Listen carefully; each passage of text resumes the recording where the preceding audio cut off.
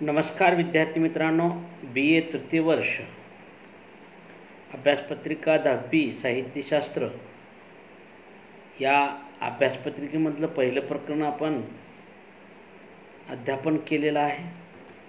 दुसऱ्या प्रकरणामध्ये साहित्याचे प्रयोजन म्हणजे काय, प्रयोजन आणि परिणामामधील फरक, पौरात्यानी किंवा भारतीय प्राचीन संस्कृत साहित्यशास्त्रज्ञांनी सांगितलेली साहित्याची काही प्रयोजने आपण पाहत आहोत. मम्मटाच्या प्रयोजनाची कारिका आपण पाहिलेली आहे. काव्य यशस्ये, अर्थकते, व्यवहारविदे, श्वेतरक्षते, सद्यपरिनिवृत्तये, कांतासंमित उपदेशयुजे. काव्य यशस्ये, अर्थकते, व्यवहारविदे, श्वेतरक्षते, सद्यपरिनिवृत्तये, कांतासंमित उपदेशयुजे ही काव्य प्रयोजनाची कारिका मम्मटांनी खूप सुंदर पद्धतीने सांगितलेली आहे. यातून काव्याची 6 प्रयोजने त्यांनी स्पष्ट केलेली आहे. यश किंवा कीर्ती हे पहिलं काव्याचं प्रयोजन त्यांनी सांगितलेलं आहे. दुसरं अर्थप्राप्ती, त्याच्यानंतर अशुभ निवारण, व्यवहार ज्ञान, कांतासंमित उपदेश युजे, आल्हाद किंवा आनंद अशी 4 प्रयोजने मम्मटांनी सांगण्याचा प्रयत्न केलेला आहे. आणि ती सांगत असताना आपण हे पाहिलं की यश हे प्रयोजन आपण पाहिलेलं आहे. यश किंवा कीर्ती कोणत्याही लेखकाला आवडते आणि अर्थप्राप्तीपेक्षा यश किंवा कीर्ती हे प्रयोजन साहजिकच चांगलं आहे. इच्छा बाळगणं इतकं काही वावगं नाही आहे. प्रत्येक लेखकाला वाटतं माझी कलाकृती खूप गाजावी, लोकप्रिय व्हावी, मला लोकप्रियता मिळावी. पण सर्वच कवीला यश मिळेलच याचा नेम काय, आणि प्रत्येक लेखक हा यश प्राप्ती मिळेलच म्हणून लिखाण करतो अशातला काय भाग नाही आहे. गीतांजली, नटसम्राट, ययाती किंवा अनेक दर्जेदार साहित्य आहेत, त्यांना खूप यश मिळालं.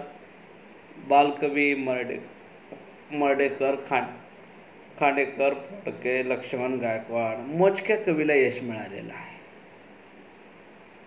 आणि पण असं जर पाहिलं तर संत ज्ञानेश्वर असतील, नामदेव असतील, एकनाथ असतील, चोखामेळा असतील, संत तुकाराम असतील, या संतांनी तर लोकप्रियते कीर्तीच्या पलीकडं त्याच्या अगोदरच त्यांना खूप कीर्ती आणि मानसन्मान मिळाला होता. कारण काव्य लेखनापूर्वीच त्यांना खूप यश मिळालं होतं, कीर्ती मिळाली होती, मानसन्मान मिळालेला होता. त्यांचं लेखन कुठं यश प्राप्तीसाठी होतं, काव्य लेखनासाठी होतं असं काही नाही आहे. साहित्य ही खूप महत्त्वाची गोष्ट आहे आणि प्रत्येक लेखक हा आपल्या साहित्यातून काहीतरी देण्याचं काम करत असतो. यश मिळावं, कीर्ती मिळावी हा हेतू त्याचा नसतो. दुसरं प्रयोजन आहे अर्थप्राप्ती. मम्मटाने अर्थप्राप्ती हे प्रयोजन सांगून लेखक अर्थप्राप्तीसाठी लिखाण करतो असे म्हटलेलं आहे. कलेच्या निर्मितीमुळे अर्थप्राप्ती होते असं जरी साहजिक असलं तर फक्त पैशासाठी लिहिणारा कवी हा कवी नव्हेच, हेही तितकंच महत्त्वाचं आहे. पैशासाठी कविता लिहिणारा कवी हा कवी असू शकत नाही. कविता, कथा, कादंबरी, नाटक यांच्या लिखाणामुळे किती कलावंतांना अर्थलाभ झाला याचे उत्तर देत असताना हजारातून एकालाच अर्थप्राप्ती झालेली आहे. प्राचीन काळामध्ये राजकवी होते, त्यांना अर्थप्राप्ती मिळायची. मम्मटाने त्याच हेतूतून अर्थप्राप्ती हे प्रयोजन सांगितलेलं आहे. कारण चांगला कवी राजदरबारामध्ये राजकवी म्हणून नेमला जायचा आणि त्या कवीला काही सुवर्णा किंवा काही पगार त्यांना मिळाला जायचा, अर्थप्राप्ती व्हायची. म्हणून अर्थप्राप्ती हे प्रयोजन मम्मटांनी सांगितलेलं आहे. कालिदास, बाण, रघुनाथ पंडित, भूषण फिरदोशी या कवींना राजाश्रय मिळाल्यामुळं अर्थप्राप्ती झाल्याचे मम्मटांनी सांगितलेलं आहे. कालिदासासारखा कवी किंवा बाण, रघुनाथ पंडित, भूषण फिरदोशी, पण सर्वच कवींना राजाश्रय होता असे म्हणता येत नाही. राजाश्रय नसणारे कवीसुद्धा दर्जेदार पद्धतीचे लिखाण करत होते. त्यांना अर्थप्राप्ती मिळेलच याची काय गॅरंटी? खरा कलावंत हा द्रव्याची अपेक्षा न करता, पैशाची अपेक्षा न करता साहित्याचं लिखाण करत असतो, साहित्याची निर्मिती करत असतो. साहित्य या शब्दातूनच श्रेष्ठ साहित्य असे अपेक्षित आहे. आणि पैशाकडे पाहून साहित्य निर्मिती करणे हे मात्र योग्य नाही. पैसा सर्वस्व आहे असं म्हणता येणार नाही. आधुनिक साहित्यकार माडगुळकर सारखा लेखक म्हणतो, लेखक होण्यापेक्षा न्हाव्याचा, धोब्याचा, खानावळ्याचा किंवा इतर कोणताही धंदा मनुष्याने करावा, पण स्वतःच्या महत्त्वाविषयी भलताच विचार किंवा प्रतिष्ठा मिळेल असा लेखकासारखा वांझोटा धंदा मात्र मुळीच करू नये. मला स्वतः लिहिण्याची अपेक्षा नाही, पण उदरनिर्वाहाची गरज भागवण्यासाठी मी या धंद्यात आलो अशी कबुली देताना पण त्याच्याही म्हणण्याचे अर्थप्राप्ती हे प्रयोजन नसावे.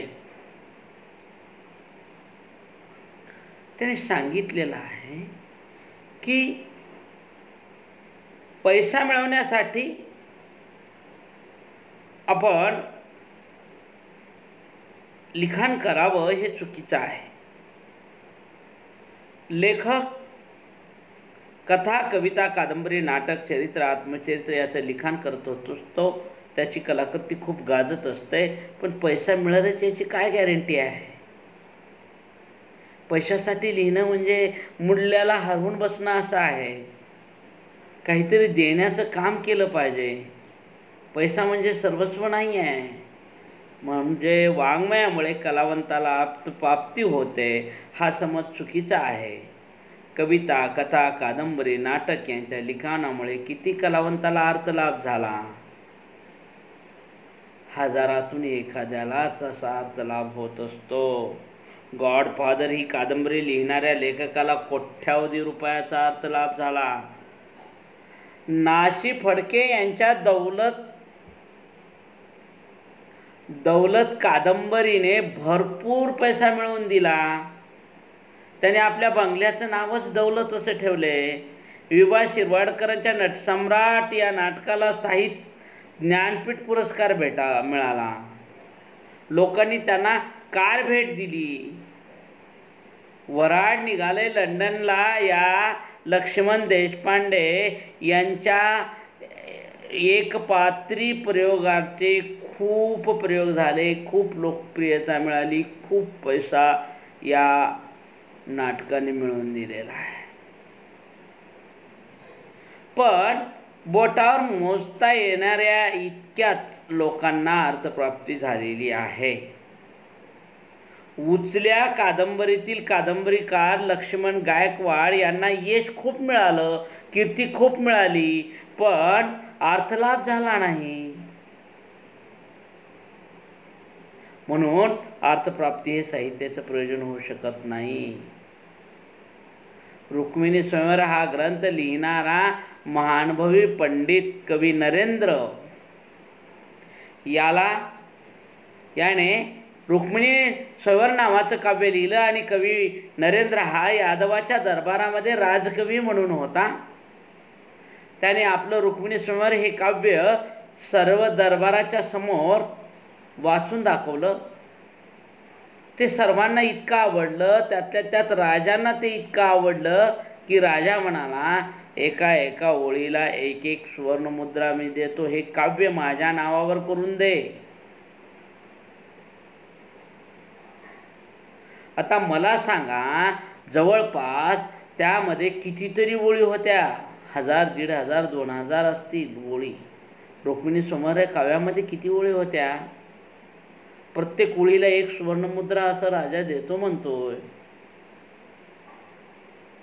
पण कवी नरेंद्राने सांगितलं खणखाऊन, ना राजे हो ना, कवी कुळा बट्टा लागेल. मी हे काव्य तुमच्या नावावर करून देऊ शकत नाही राजा, कवी जातीला कलंक लागेल. म्हणून कवी नरेंद्र हा अर्थप्राप्तीसाठी साहित्य लिहित नव्हता. हे यावरून सिद्ध होतं की अर्थप्राप्तीसाठी कवी नरेंद्रानं साहित्य लेखन केलं का? रुक्मिणी स्वयंवर नावाचा ग्रंथ लिहिला का? नाही. त्या काळामध्ये राजेशाही पद्धत होती. कवी नरेंद्राला माहीत होतं की राजा आपल्या पाठीमागं सैन्य लावेल आणि हा ग्रंथ आपलं काही खरं नाही, म्हणून 5 भावांनी मिळून रात्रीतून तो जितका लिहिता येईल तितका व्यवस्थितपणे लिहून ठेवला. आज अर्धाच ग्रंथ आपल्यापर्यंत उपलब्ध आहे.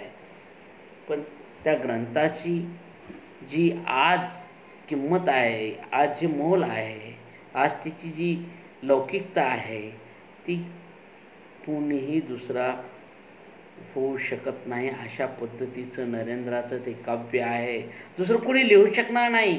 इतकी अप्रिय लोकप्रियता, अलौकिक लोकप्रियता त्यामध्ये मिळालेली आहे. कारण कवी नरेंद्राने रुक्मिणी स्वयंवर नावाचं काव्य लिहिलं आणि ते इतकं लोकप्रिय आहे. आजही त्याचा नावलौकिक होतो का? ही एक अक्षर कलाकृती आहे. कवी नरेंद्रानं पैशासाठी काव्यनिर्मिती केलेली नाही. कोणताही लेखक हा पैसा मिळावा म्हणून, नावलौकिक मिळावा म्हणून, अर्थप्राप्ती मिळावी म्हणून लिखाण करत नसतो. त्याचं लेखन हे वाङ्मयीन मूल्याच्या दृष्टिकोनातून, नैतिक मूल्याच्या दृष्टिकोनातून आणि स्वतःला आनंद मिळावा व रसिक श्रोत्यांनाही त्याचं मनोरंजन व्हावं या हेतूतूनच लिखाण झालेलं असतं. त्याच्यानंतर तिसरं प्रयोजन आहे अशुभ निवारण. साहित्याची निर्मिती अशुभ निवारणासाठी झाली असे मम्मटाला वाटते. त्या काळामध्ये हे प्रयोजन ठीक होतं, पण आज हे प्रयोजन योग्य वाटत नाही. काव्याची उपासना ही परमेश्वरी शक्तीची उपासना, त्यामुळे अशुभ निवारण हे प्रयोजन मानले गेले. पण हे आज तितकंसं योग्य वाटत नाही. कारण यौवन स्त्रीशी संबंध ठेवल्यामुळे जगन्नाथ पंडिताला समाजानं बहिष्कृत केलं, गावानं बहिष्कृत करून त्यांना दूर लोटलं. त्यावेळेला त्यांनी गंगा नदीच्या काठावर बसून गंगा लहरी नावाचं काव्य लिहिलेलं आहे आणि गंगा मातेला प्रसन्न करून घेतलं. गंगेच्या एका घाटाच्या वरच्या पायरीवर बसून गंगा लहरी काव्याचे एक एक श्लोक त्यांनी म्हटलेला आहे.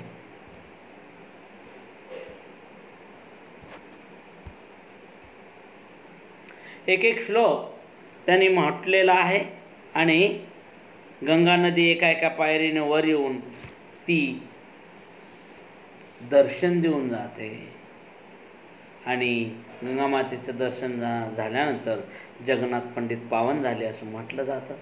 हे अशुभ निवारणाचं एक उदाहरण या ठिकाणी दिले गेलेलं आहे. पण हे काही साहजिक नाही. प्राचीन काळामध्ये उन्हाळ्यातही मोठ्या मोठ्या नद्याला पुरं यायची आणि योगायोगाचा भाग असेल की हा तिथं बसून काव्य करायला आणि नदीला पूर यायला लागला आणि ते हळूहळू हळूहळू हळूहळू जगन्नाथ पंडितांच्या पायापर्यंत येऊन ते गेलं असेल, लोक चकित झाले असतील आणि तो पावन झाला असेल, असाही त्याचा अर्थ होऊ शकतो. पण अशुभ निवारण हे आजच्या दृष्टिकोनातून काही साहित्याचं प्रयोजन होईल असं वाटत नाही आहे. मयूर नावाच्या एका कवीला कुष्ठरोग झाला होता. त्यांनी सूर्याची स्तुती करणारे सूर्यशतक नावाचे काव्य लिहिलं, त्यामुळं त्याचा कुष्ठरोग बरा झाला. अशाही पद्धतीची नोंद या ठिकाणी आपणाला पाहायला मिळते. पण हा सर्व निव्वळ योगायोग आहे. अशुभ निवारणासाठी साहित्य जन्माला येऊ शकत नाही. कवी हा दृष्टा, मंत्रकार, ऋषी आहे अशी कल्पना प्राचीन काळामध्ये होती. तेव्हा मंत्र्याच्या साहाय्याने इष्टकाम प्राप्ती, अशुभ निवारण शक्य असल्याने उत्तर काळात या काव्य प्रयोजनाचा समावेश होतो. वाङ्मयाच्या लेखनाने आपल्यावर येणारे संकट टळते असे म्हटले जाते. कलावंत वाङ्मय निर्मिती करतो. उदाहरणार्थ पांडव प्रताप असेल, हरिविजय असेल, शिवलीलामृत असेल, रामविजय असेल, हे ग्रंथ लिहिणारा कवी श्रीधर यांनी आपल्या ग्रंथाची फलश्रुती सांगितलेली आहे. हा ग्रंथ ऐकला वाचला तर रोगपिडा दूर होईल, गरिबी जाऊन श्रीमंती येईल, एखाद्याला मूल होत नसेल तर मूल होईल, आणि घरात कौटुंबिक वातावरण सलोख्याचे नसेल तर शांततामय वातावरण निर्माण होईल. या ग्रंथाचे पारायण पठण केल्यानंतर अशा पद्धतीचे घरामध्ये सुख समृद्धी, लेकरूबाळ होत नसेल तर लेकरूबाळ होईल, अशा पद्धतीचं त्यांनी अशुभ निवारण सांगितलेलं आहे. पण आजच्या काळामध्ये हे योग्य वाटत नाही आहे, कारण त्या वाचनाची प्रक्रिया वाढावी म्हणून लेखकाने असं सांगितलं असावं, पण अशा पद्धतीचं काही त्या दृष्टिकोनातून होईल असं वाटत नाही. त्याच्यानंतर व्यवहारज्ञान हे चौथं काव्याचं प्रयोजन आहे. साहित्य हे व्यवहारातील शहाणपण शिकवतं, व्यक्तीला जीवन कसे जगावं याची माहिती देतं, जीवनात मैत्री कशी असावी हे व्यक्तीला साहित्य शिकवत असतं. वाङ्मय माणसाच्या मनाचे उन्नयन करते, त्याचे मन बुद्धी प्रकाशित करत असते. व्यवहार ज्ञान हे प्रयोजन वाचकनिष्ठ आहे. साहित्यामुळे आपणास व्यावहारिक जडणघडणीच्या दिशा, समाजामध्ये चांगल्या कलाकृती या व्यक्तीच्या जीवनातील दीपस्तंभासारख्या असतात. साहित्य हे माणसाला नैतिकतेचे धडे देत असते, व्यक्तीच्या मनावर संस्कार घडवित असते, म्हणून साहित्यातून व्यवहार ज्ञान होत असते. एक व्यवहार दृष्टिकोन जर पाहिला तर आपणाला हे प्रयोजन योग्य वाटतं. साहित्य व्यवहाराचं ज्ञान देत असतं, असं नाही आहे की साहित्य व्यवहार ज्ञान देणार नाही असं म्हणता येणार नाही, कारण माणसाच्या नैतिकतेची जडणघडण साहित्यातून होत असते. उदाहरणार्थ श्यामची आई साने गुरुजी यांचा जी कादंबरी आहे त्यामध्ये अनेक नैतिकतेचे धडे आपणाला पाहायला मिळतात. एक माणसाची जडणघडण कशा पद्धतीची झाली हे पाहायला मिळतं. वि स खांडेकरांची ययाती ही कादंबरी ही त्याच दृष्टिकोनातून महत्त्वाची वाटते. हॅम्लेटच्या मनातील जीवनसंघर्ष, to be or not to be, that is a question. मानवी जीवन हा साहित्याचा विषय असतो, म्हणून मेथवार्णन असं म्हणतो, poetry is the criticism of life.